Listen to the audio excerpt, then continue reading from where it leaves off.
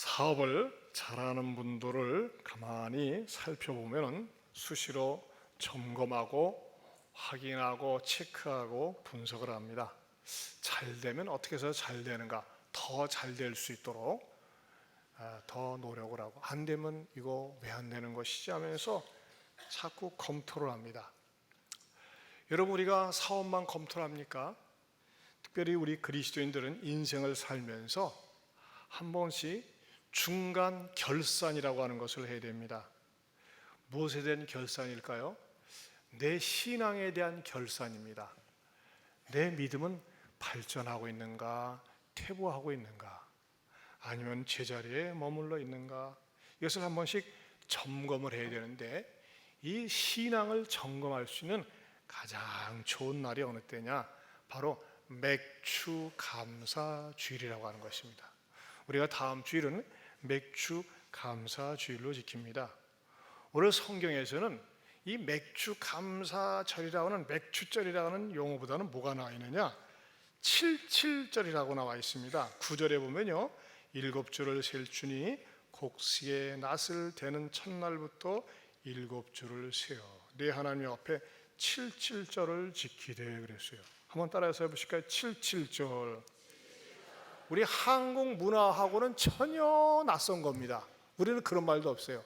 77절이 뭐요? 77한 사람들이 지키는 절기인가? 그렇게 생각할 수도 있습니다. 77절이라는 개념은 이스라엘이 애굽에서 노예 생활을 430년 하다가 해방되어 난 그날이 6월절이거든요. 근데 그 6월절에서 7주가 지난 절기가 77절이요, 77절의 다른 말이 맥주절이라고 하는 것입니다.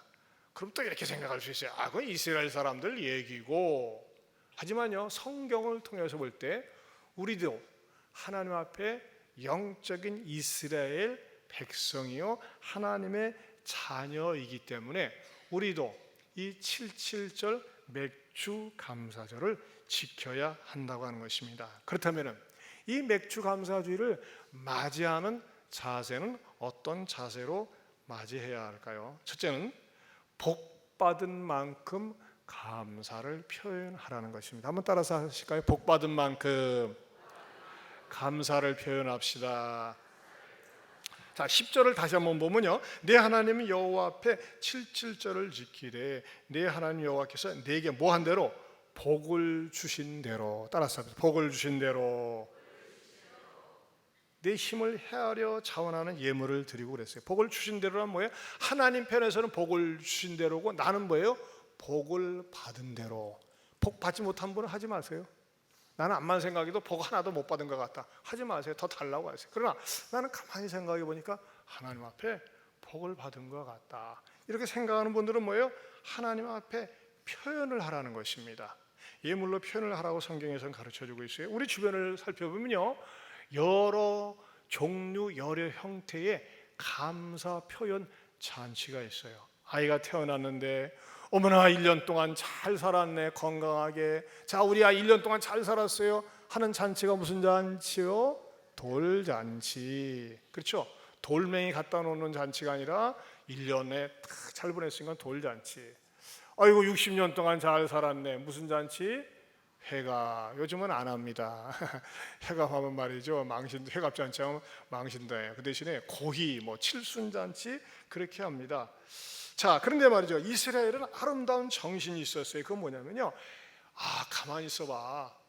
이 땅에서 자라나는 곡식, 열매, 자연, 이거 우리가 잘나서 된 거 아니잖아. 하나님이 햇빛 주시고 공기 주시고 결실할 수 있게 된 거 아니야. 그래서 이 첫 열매를 드리는 게 맥주절이라는 거예요. 근데 우리 민족에게는 그런 거 없어요. 우리는 그냥 우리 민족 고유의 명절 가운데는 설 명절이 있고 그 다음에 추석이 있어요. 근데 이건 설이나 추석은 주로 어떤 의미가 있습니까? 가족의 유대를 강화시키고 모처럼 만난 것을 갖다가 축복하는 그런 것으로 많이 인식이 되어져 있어요. 물론 추석이 이제 한 해 농사 지은 다음에 결실에 대한 감사 있지만 대부분 그런 생각을 합니까? 그냥 노는 날 명절 그렇게 생각을 하죠. 하지만 성경에서는 뭐예요? 우리가 하나님 앞에 추수감사절은 한 해를 마감하면서 추수로 감사를 드리지만, 맥주철은 첫 농사 짓게 되는 거, 감사하다는 거죠. 하지만 또 이렇게 생각을 하면요, 가만히 있어요. 지금은 뭐 농경사회가 아니잖아. 그리고 뭐 첫 여름 농사가 되네. 여러분 지금 시도 때도 없이 열매 나요. 비닐하우스 뭐 이 과학이 발달돼 가지고 겨울철에도 여름 과일 먹고 말이죠. 얼마나 시도 때도 없이 과일들이 많이 나고 또 곡식들을 우리가 거둬들일 수 있는지 모릅니다. 자, 그렇다면 여기에서 주는 성경적인 의미, 특별히 영적인 의미가 뭐냐 이겁니다. 우리가 지난 반년, 벌써 6개월이 싹 지나가 버렸어요. 오늘이 7월 3일 아닙니까? 그러나 하나님께서 우리에게 이런 맥주절을 주시면서, 자, 이 자연에서 일어나는 것들에 대한 감사도 감사하지만 우리의 지나온 반년의 세월을 되돌아보면서 감사를 하나님 앞에 드리라는 거예요. 여러분, 아무리 좋은 땅도 내버려두면, 내깔겨두면 뭐예요? 잡초, 엉겅퀴, 이런 풀들이 우거집니다. 여러분, 우리 마음도 마찬가지예요. 내 마음도 내 멋대로 방치를 해버리면요, 마음의 잡초가, 또 가시덤불이, 엉겅퀴가, 이런 것이 막 자라납니다. 지금 비가 막 오고 난 다음에 맨 땅 보세요. 막 여기저기서 풀들이 자라나요. 그런 것을 뽑아버려야 되지 않습니까? 우리 마음도 마찬가지예요. 마음을 관리를 해야 돼요. 마음을 내버려두면요, 이 죄성 때문에 마음속에 원망, 불평, 탐욕, 더러운 것들이 쑥쑥쑥쑥 자라난다는 것입니다. 이것을 제거할 수 있는 제초제가 뭡니까? 뽑아버릴 수 있는 게 뭡니까? 그게 바로 감사라는 거예요. 감사. 원망, 불평, 탐욕, 이런 것들을 뽑아버리고 대신 감사를 심어놔야 됩니다. 유명한 종교개혁자 마틴 루터는 이렇게 지적을 했어요. 한번 읽어볼까요? 시작. 마귀의 세계, 지옥의 세계 없는 것이 있는데 그것은 뭐? 결코 감사가 없다. 자, 질문하겠습니다. 마귀의 세계, 지옥의 세계 없는 게 있다면? 감사가 없어요. 자, 여러분들의 마음속에 감사가 없습니까? 그러면요, 마귀가, 어둠의 세계가, 지옥이 내 마음속에 딱 들어와 있는 거예요. 이걸 몰아내고 뽑기 위해서는 어떻게 해야 돼요? 감사를 심어야 됩니다. 유명한 스펄전 목사는 또 이렇게 감사에 대해서 지적을 했는데 정말 명언인 것 같아요. 한번 다시 읽어봅니다. 시작. 감사는 마치 새 날개와 같아서 날개가 없으면 날아갈 수 없듯이 성도의 삶에 감사가 없으면 그 안에서 믿음이 자랄 수 없다. 오늘 설교 제목이 뭐예요? 감사의 날개예요. 여러분, 이 감사의 날개가 없으면요, 날아갈 수 없는 것처럼, 감사가 없이 신앙생활하고 감사가 없이 교회 다닌다, 그 사람의 마음속에 절대 믿음이 자라지 않습니다. 또 감사가 없는 심령 속에는 성령님이 역사하지를 않으세요.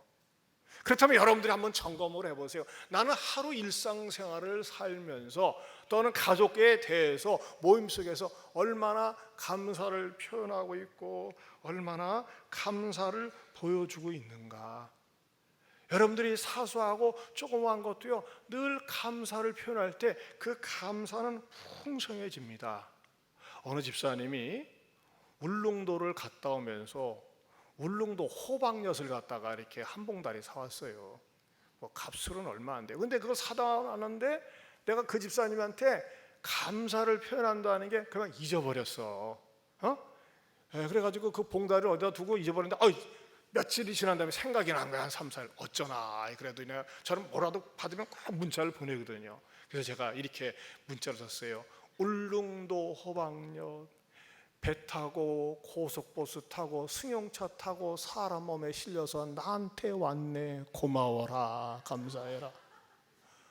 그랬더니 그 집사님 그거 봤더니 울릉도 엿 받은 거 이상으로 더 고맙다는 거예요. 야, 목사님이 이렇게 표현해 주시니까 정말 기쁘고 감사하게 짝이 없다.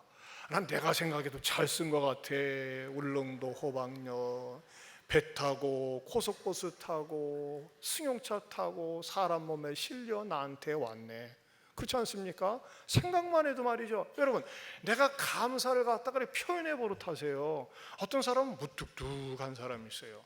제가 매월 1일이 되면요, 우리 교회 모든 재직들에게 문자를 보내요. 근데 어떤 사람은요, 내가 1년 12달 한 번도 빠지지 않고 거의 보내는데, 어떤 분들은 그것에 대해서 맞받아가지고 목사님도 칠성 사이다처럼 시원하세요 이렇게 하는 반면에, 어떤 사람은 꼼짝도 안 하는 사람이 있어요. 예. 여러분, 내가 감사를 표현하면 표현을 할 때 말이죠, 더 감사가 풍성해지는 거예요. 감사를 잡아먹지 마세요. 따라서 합시다. 감사를 잡아먹지 맙시다. 예. 감사를 자꾸 표현을 해야 돼요. 감사를 하면 할수록 쌓이는 거예요. 그 어떤 성도가 말이죠, 무명 시인인데 감사할 이유 있네라는 시를 썼는데, 야, 감동적이. 한번 들어보세요. 아침에 일어났을 때 당신의 몸에 건강한 면이 아픈 면보다 더 많다면 당신은 이번 주를 넘겨 살지 못할 이 세상에 100만 명보다 더 많은 축복을 받은 것입니다. 만일 당신은 한 번도 전쟁의 위험이나 수용소의 외로움이나 고문의 고통이나 굶주림의 쓰라림을 경험하지 못했다면 당신은 이 세상에 5억 명의 사람들보다 더 나은 것입니다. 체포, 협박, 학대, 고문 또는 죽음의 두려움 없이 교회를 나갈 수 있다면 당신은 이 세상에 30억의 사람들보다 더 축복받은 사람입니다. 만일 당신의 냉장고 안에 음식이 있다거나 당신의 몸에 옷이 걸쳐져 있다거나 머리에 지붕이 있고 잠잘 장소가 있다면 당신은 이 세상의 인구의 75%보다 더 부유한 사람입니다. 굉장히 부자들이죠. 통장이나 지갑에나 돈이 있다거나 집 어디엔가 작은 그릇 안에 남는 동전들이 있다면 당신은 이 세상의 8% 상위권에 하는 부유층입니다. 당신의 두 부모가 아직 살아계시고 아직 결혼 생활을 유지하고 있다면 당신은 드물게 복받은 사람입니다. 만일 당신이 고개를 들고 얼굴에 미소를 띠고 진심으로 감사할 수 있다면 당신은 축복받은 사람입니다. 왜냐하면 대부분 그렇게 할 수 있는데도 하지 않고 무뚝뚝하기 때문에 그렇습니다. 그렇죠? 만일 당신이 다른 사람의 손을 잡아주거나 안아주거나 아니면 그저 그 사람의 어깨에 손을 얹어준다면 당신은 축복받았습니다. 왜냐하면 당신에게서 치유가 탁 나갔기 때문입니다. 한번 어깨 한번 손 한 쪽 얹어줘봐요. 이렇게 다 축복이 나가는 거예요. 축복이. 그러니까 같이 앉아요. 혼자 앉지 말고. 네, 이 메시지를 듣고 있는 당신은 축복을 2배의 축복을 받았습니다. 왜냐하면 누군가가 당신을 생각하고 있기 때문입니다. 그렇죠? 제가 여러분들을 생각해서 이 시를 알려드리니까. 또 게다가 이 세상에 20억이 넘는 문맹인보다도 축복을 받은 것입니다. 당신의 입에서 하나님을 진정 아버지라 부를 수 있다면, 예수님을 구세주라 고백할 수 있다면 정말 감사할 수 있는 사람입니다. 왜냐하면 아직도 45억 이상의 사람들이 복음을 모르기 때문이죠. 여러분, 그렇습니다. 받은 복을 세울 수 있기를 바랍니다. 한번 따라서 합시다. 내가 지난날 받은 복을 세보니까 복이 많네요.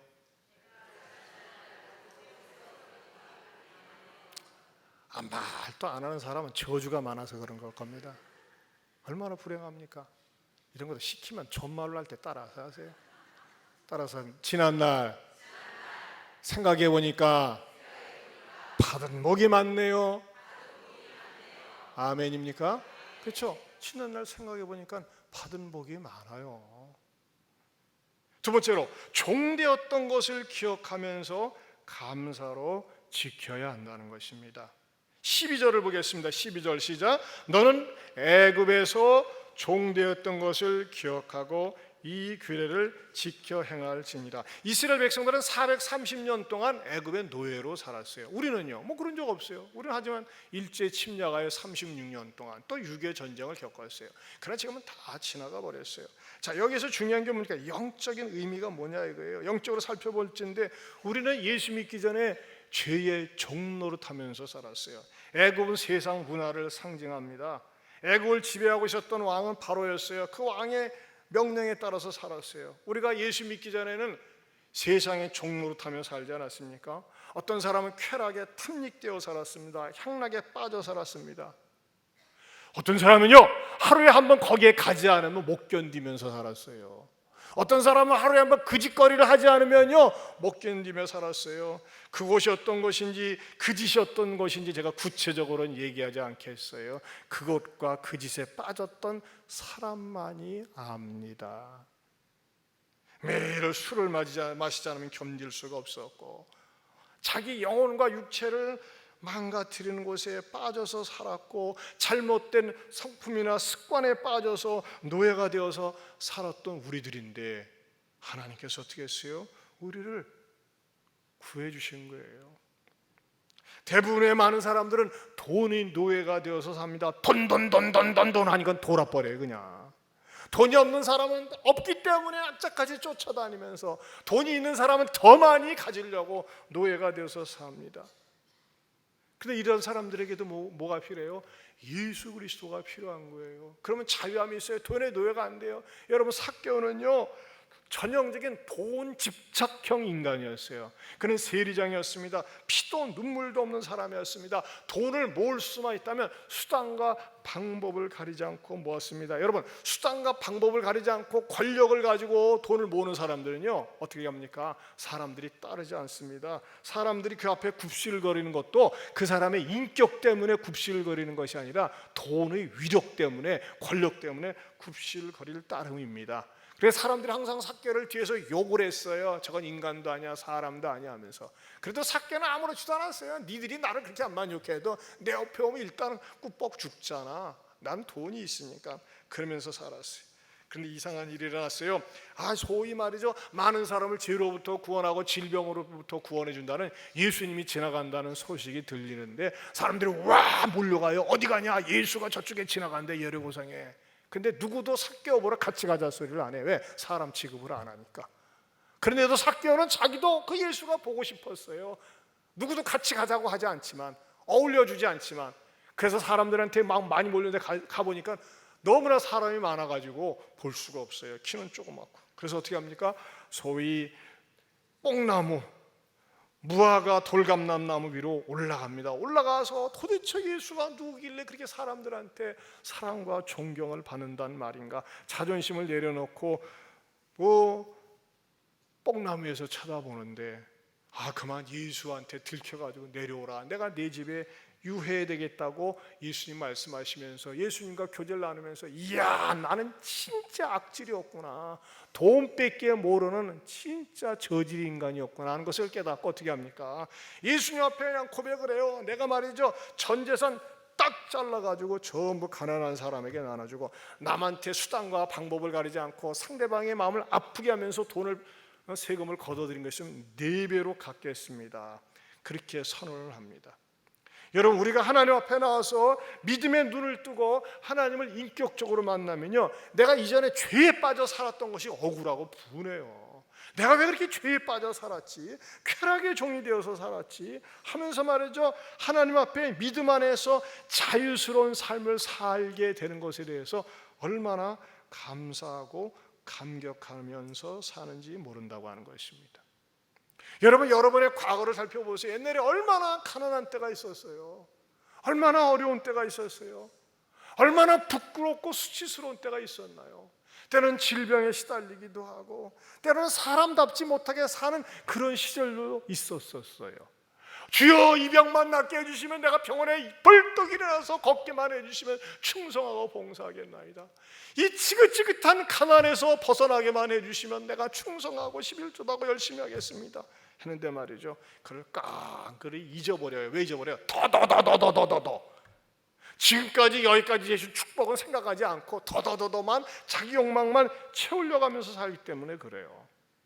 그러나 여러분, 성경은 가르쳐 줍니다. 뭐라고요? 시편 77편 11절 시작.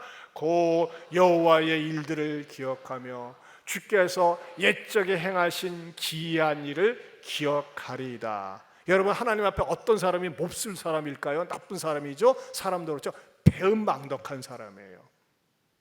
그렇게 어려웠을 때, 그렇게 가난했을 때, 그렇게 힘들었을 때 하나님이 도와주시고 요만큼 이 정도로 하나님께서 축복해 주셨는데 그 일을 잃어버리고 맨날 나만을 위해서, 우리 집만을 위해서 생각하는 이기적인 사람들, 하나님 앞에 배은망덕한 것입니다. 맥주감사주의를 맞이하면서 여러분, 지난날 나에게 베풀어 주셨던 그 귀한 일들, 질병으로 엄청나게 시달리면서 살려만 주시면, 고쳐만 주시면 전도하고 기도하고 열심히 충성하겠습니다. 그분들 여기 몇 분 계셔요? 내가 알아요. 지금 어떻게 살아요? 지금도 자신의 욕망을 채우려고 살지 않아요? 찢어지게 가난하고 차비도 없고 먹을 것도 없어가지고 쩔쩔맸던 시절이 있는데 지금 먹고 살만한데도 불구하고 하나님 앞에 딱 오히려 배짱 튕기면서 살고 있는 거, 그거 배은망덕한 겁니다. 이 시편 77편 11절이 7월 달의 성과 암송입니다. 그 여호와 일들을 기억하며 주께서 옛적에 행하신 기이한 일을 기억하리이다. 여러분, 옛적 일을 기억하는 사람은 뭐예요? 감사가 나오지 않을 수 없어요. 감사를 표현하지 않을 수가 없어요. 감사를 드리지 않을 수가 없어요. 하나님께서 지난날 나의 옛적 일을 행하신 그 기이한 일들을 기억하면서 감사를 표현하고 감사의 사람이 될 수 있기를 축원합니다. 세 번째로, 현재의 부족을 감사해야 됩니다. 현재의 부족, 현재의 연약함, 현재의 부담 감사라는 거예요. 11절을 다시 한번 봅니다. 너와 내 자녀와 노비와 내 성중에 있는 레위인과 및 너희 중에 있는 객과 고아와 과부가 함께 네 하나님 여호와께서 자기 이름을 두시려고 택한 곳에서 네 하나님 여호와 앞에서 즐거워할지니라. 무슨 말씀입니까? 너와 네 자녀는 괜찮아요. 노비까지도 괜찮아요. 내가 부려먹으니까. 근데 뭐예요? 내 소형 중에는 레위. 레위는 뭐냐? 레위는요, 이 구약 시대 때는 그 제사장들이었는데 지파를, 땅을 주지 않았어요. 먹여 살리라고 그랬어요. 근데 보세요. 너희 중에 있는 객, 고아, 과부 이런 사람들은 뭡니까? 부담스러운 사람들이에요. 자기가 책임을 져야 돼요. 그런데 성경에서 뭐라고 얘기하고 있어요? 이런 사람들과 함께 내 하나님 여호와께서 자기 이름을 두시려고 택하신 곳에서 내 하나님 앞에 즐거워할지니라. 뭡니까? 여러분, 이런 부담스러운 사람들에 대해서 즐거워하라고 하는 말씀은 믿음 안에서 이런 사람들을 감당하고 같이 돕고 같이 섬기면서 감사하며 살라고 하는 것입니다. 여러분, 부족한 것 때문에 감사하세요. 마음에 들지 않는 것도 감사하세요. 부족한 것으로 감사할 때 하나님께서는 더 큰 감사를 주세요. 자녀들이 공부를 잘 못하지만 건강한 것만으로 감사하세요. 말썽을 피우는 것도요, 건강하기 때문에 피우는 거예요. 지난번에 우리 장성에 우리 예한 전도단 수련회를 갔는데 두 집사님이 간증을 했는데 권사님하고 집사님이 간증을 얼마나 은혜를 받았는지 몰라요. 자기는요, 꿈이 두 젊은 남자애들인데 살아있는 것만으로 감사하대요. 좀만 살기만 했어요. 꼼짝을 못해요. 완전히 근육이 마비가 돼가지고 아무것도 못해요. 근데 살아있는 존재적인 감사예요. 조금만 더 살았으면. 걔네들에게 성경 얘기하지 않아요. 그냥 살아만 있는 것으로 감사한 거예요. 우리는 살아있는 게 뭡니까? 더 많이 갖고 더 잘하고 더. 그러니까 감사가 식어져 있는 거예요. 여러분, 하나님 앞에 감사할 것이 얼마나 많이 있는지 몰라요. 나 이 자리에 계셔서 감사한데 어저께 이제 결혼식을 마쳤는데 처음에는 얘네들이 이제 양가 부모가 믿지를 않으니까는 지네들끼리 그냥 주례 없이 하겠다고 하다가 어머니가 신앙이 있으니까 그래도 주례 목사님 서야 되지 않느냐 해가지고 제가 섰는데 또 전화가 왔어요. 신부되는 애가, 목사님 아무리 생각해도 시부모가 믿지를 않고 저희 아빠도 신앙이 없으니까 기독교식으로 하지 않았으면 좋겠어요. 그래요. 속으로 나를 왜 불렀냐. 그래서 제가 그래요. 아 그래, 기독교식으로 원래 춘서지를 다 만들었는데 이거 없애고 했으면 좋겠대. 아 나 결혼식 주례하면서 그렇게 스트레스 받긴 처음이네. 에? 아 그래가지고 어떻게 해요? 그래, 기독교식으로 하지 않으면서 기독교적인 거 어떻게 감동을 줄까 기도를 많이 하고, 제가 심야 기도회 때도 기도 제목을 부탁을 했어요. 아 그리고 나서 이제 제가 딱 가는데 우리 신부 측 그 아빠가요, 제가 인사 딱 들어오는데 보는 순간 무서워. 내가 아유 나 그렇게 무서운 사람 처음 봤어요. 안녕하세요, 저 주례하는 목사입니다. 맞어요? 딱 가는데 뭐 이렇게 표현해서 죄송할지 모르지만 꼭 조폭 두목 같아. 얼마나 떡대기 이런지 말이지. 무섭더라고. 그리고 그냥 그 결혼식을 하는데도 그냥 가랑이 양쪽 다리 쫙 벌리고 이렇게 앉아가지고 이러는데 딱 겁나더라고요. 그러나 어떡합니까? 제가 아무튼 그래도 찬송도 부르지 않고 성경도 봉독하지 않았지만 딱 맞췄는데 끝나고 전화가 왔어요. 그 신부한테 목사님 너무너무 좋았다고, 우리 아빠도 말이죠 니네 목사님처럼 살아야 된다고 그러더래. 목사님이 주례한 것처럼. 그래서 말빨이 잘 맥혔구나. 에? 그 일을 놓고 말이죠, 전 제가 썼는데 그 부인 집사님이 아까 우리 자매가 헌금위원한 거예요. 자매가 언니 동생이요. 참 보기가 좋아요. 사실 이 남편들로부터 박해를 많이 받았어요. 핍박을 많이 받았어요. 그런데도 불구하고 늘 감사하면서 사니까 그것이 감동이 되어서 남편도 말이죠 점차적으로 달라지고, 처음에는 말이죠 우리 집사님이 키우려면 얼마나 핍박과 학대와 그런 어려움을 당했는지 몰라요. 그런데도 불구하고 집사님은 항상 감사가 넘쳐. 감사가 넘치니까 어떻게 합니까? 이 감사함이 그 가정을 감싸주고 있더라고요. 사랑하는 성도 여러분, 못된 남편에 대해서도 감사하시기 바랍니다. 자매들 왜 아멘이 적습니까? 못된 남편, 많이 벌어다 주지 못하는 남편 감사하세요. 가정을 지키고 있다는 것에 감사하세요. 가정을 등지는 남자들이 얼마나 많은지 몰라요. 여러분 아내는 있다는 것만으로 감사해야 돼요. 아내가 없는 자리가 얼마나 허전하고 공허하고 쓸쓸하고 외롭고 슬픈지 몰라요. 네? 남성 여러분, 전 아내한테 그럽니다. 내가 당신보다 3년은 먼저 갈게요. 항상 얘기해, 말대로 되는 거거든요. 여러분 여자가 먼저 가보세요. 정말 어려워요. 한결같이 어려워요. 목사님 다시 장가 가면 되지. 가보쇼. 대부분이 실패합니다. 늙어가지고 어려워요. 남자들이 먼저 갈 수 있기를 축원합니다. 먼저 가야 돼요. 어떤 형제가 아내를 잃고 나서 이런 글을 썼어요. 가슴 찡하대요. 한번 들어보세요. 아내가 어이없는 사고로 내 곁을 떠난 지도 언 6년이 되었습니다. 밥도 할 줄 모르는 남편과 아이를 두고 떠난 아내의 심정이 오죽했을까마는 난 나대로 아이에게 엄마 목까지 해줘야지 못하는 것이 늘 가슴 아팠습니다. 언젠가 출장을 떠나기 위해 이른 새벽 아이에게 아침밥도 챙겨주지 못한 채 서둘러 집을 나선 적이 있었습니다. 전날 먹다 남은 밥이 조금은 남아 있었기에 계란찜만 얼른 데워놓고 잠이 덜 깬 아이에게 대충 설명을 한 뒤 출장지로 내려갔습니다. 전화로 아이의 아침을 챙기느라 제대로 일도 못했습니다. 그리고 그날 저녁 집에 돌아온 나는 아이와 간단한 인사를 나눈 뒤 피곤한 몸에 저녁밥 걱정은 뒤로 한 채 방으로 들어와 양복을 벗어 던져버리고 침대에 몸을 탁 던졌습니다. 그 순간 푹 소리를 내며 빨간 양념 국물과 라면 가락이 침대보와 이불에 쫙 퍼지는 것이 아닙니까? 세상에 뜨거운 컵라면이 이불 속에 있었던 것입니다.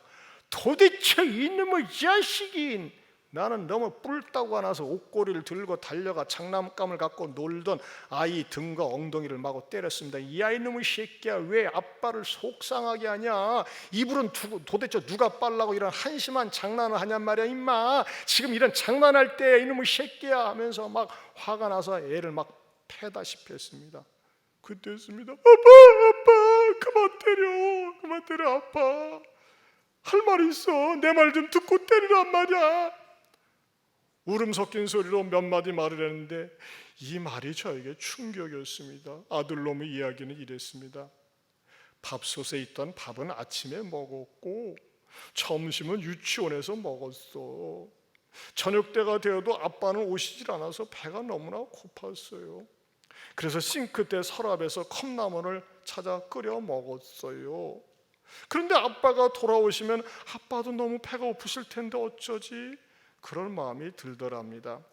어린 것이 밥은 할 줄 모르고 가스레인지를 만지면 안 된다는 아빠 말은 생각은 나고, 그러다가 커피 포트에다가 물을 끓여가지고 데워진 물로 하나는 자기가 물을 부어서 먹고 하나는 이불 속에 넣어두었는데 그 이유는 우리 아빠가 먹을 라면이 식지 않게 하려고 했다는 것입니다.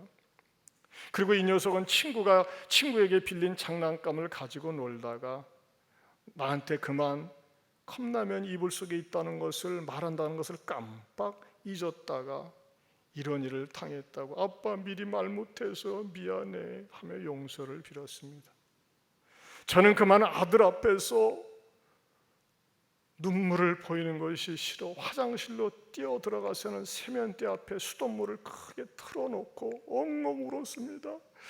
미안해 아들아, 미안해, 너무너무 미안해. 너는 날 이렇게 깊이 생각했는데 나는 성질이 더럽고 못돼서 너를 잔인하게 때렸구나.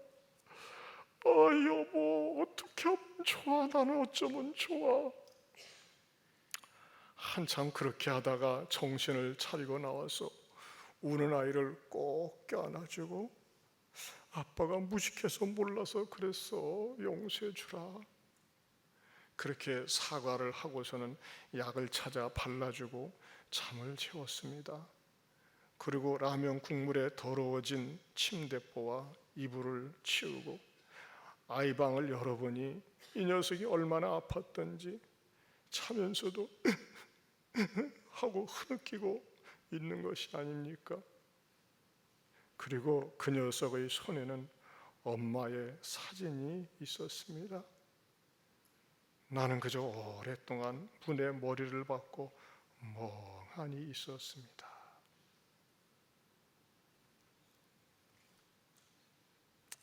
사랑하는 성도 여러분, 있을 때 잘하시기 바랍니다. 있을 때 차례 후회하지 말고. 에? 여자나 남자나 있을 때 잘하세요. 있는 것에 감사하세요. 존재에 감사하세요. 사라지고 나면요 더 슬프고 가슴 아프게 하는 일들이 많습니다. 여러분, 우리가 받은 복을 세워서 감사할 수 있어야 돼요. 너무나 자식들 다그치지 마세요. 너무나 아내들 남편에게 남편이 제일 듣기 싫은 소리가 뭔지 아세요? 잔소리야. 너무 많이 하지 마세요. 또 남편들은 아내 너무나 윽박지르지 마세요. 그저 감사거리를 찾으세요. 아내를 볼 때, 남편을 볼 때, 자식들을 볼 때 감사거리를 찾으면요 감사가 넘치리라 믿습니다. 저는요 때로는 제 아내가 이제 바깥에 있다가 점심때 늦게 들어오면 저 혼자 밥 먹고 나서 옛날 같으면요 철이 덜 들었을 때는 이 설거지는 아내 몫이니까 내버려둬. 근데 지금은 아내가 들어오기 전에 먼저 싹 치워가지고 설거지 쫙 해놓고 착착착 놓은 다음에 여보 설거지 다 해놨지롱 하면 아내가 좋아가지고 그 조그만 거지만요 되게 기분 좋더라고요. 내가 상대방의 배려를 하면서 감사를 표현하고 감사한 모습을 보여주세요. 사랑하는 성도 여러분, 한번 곰곰이 생각해 보세요. 내가 이 자리에 앉아 있다고 하는 거예요. 여러분, 어떤 사람은요 앉아 있지도 못해요. 서지도 못해요. 걷지도 못해요. 얼마나 감사합니까? 받은 복을 세워서 감사할 수 있기를 바랍니다. 마귀는 절대 감사를 못하게 해요. 어떻게든지 원망거리, 불평거리를 찾아나게 해요. 그건 당신의 마음속에 마귀가 진을 치고 있기 때문에 그렇습니다. 좀 모자라도 좀 부족해도 항상 감사할 수 있는 감사의 선두주자, 감사의 선동자가 될 수 있기를 바랍니다. 어떤 사람은 불평을 자꾸 선동해요. 그건 마귀예요, 마귀. 항상 감사를 얘기하고 감사를 표현하세요. 여러분, 여러분의 가정을 볼 때 부담스러운 식구가 있습니까? 부담스러운 사람이 있어요? 그것 때문에 감사하세요. 저는요, 제가 고 김자옥 권사님을 존경하고 사랑하는 것 가운데 하나는요, 그 권사님은 그의 삶의 캐치프레이즈가 이거예요. 감사할 수 없어도 감사. 이야, 기가 막혀요. 그러니까 그 암투병 생활하면서도 얼마나 얼굴이 밝고 천사와 같았습니까? 여러분, 다음 주 맥주 감사주일이에요. 감사를 한번 하나님 앞에 표현해 보세요. 내가 하나님을 믿지 못했더라면 어둠에 매여서 마귀의 종노를 하면서 살았을 텐데 하나님께서 나에게 복음을 주시고 예수 믿게 해주신 거, 하나님의 자녀로 삼아주신 거 감사할 수 있기를 축원합니다. 그럴 때 우리 하나님께서는 더욱더 우리를 돌보시고 책임져 주시리라 믿습니다. 우리 한번 이 찬양 불렀으면 좋겠어요. 하나님 한 번도 나를 실망시킨 적 없으시고